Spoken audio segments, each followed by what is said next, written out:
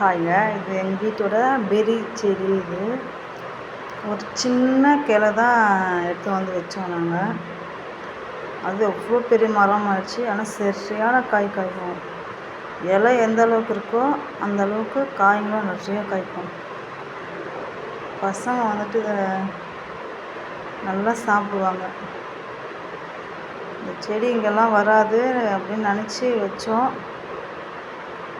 குட்டி கிளை தான் வச்சது.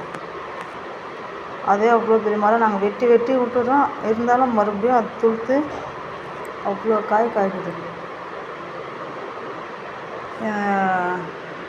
ஆட்டு பண்ணை வச்சுருக்கவங்களாம் வந்துட்டு இதை தோட்டமாக வைப்பாங்க.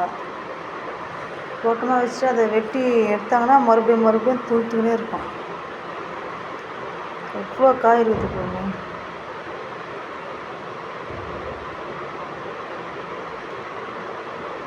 அது துளிர் எங்கெங்கெல்லாம் இருக்கோ அங்கெல்லாம் வந்துட்டு பழம் இருக்கும். அது காயாக இருக்கும்போது பார்த்து ஒரு சின்ன கம்பளி பூச்சி மாதிரி தெரியும். ஆனால் பழுத்துட்டா நல்லா டேஸ்ட்டாகவும் இருக்கும். அதில் லைட்டாக உப்பு மிளகாத்தூள் போட்டு சாப்பிட்டா இன்னும் நல்லாயிருக்கும்.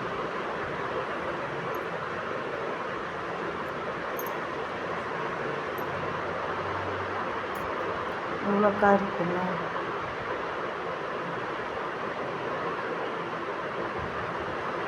அந்த பச்சையாக இருக்கிறதுலாம் வந்துட்டு காய் இன்னும் பழுக்கலை.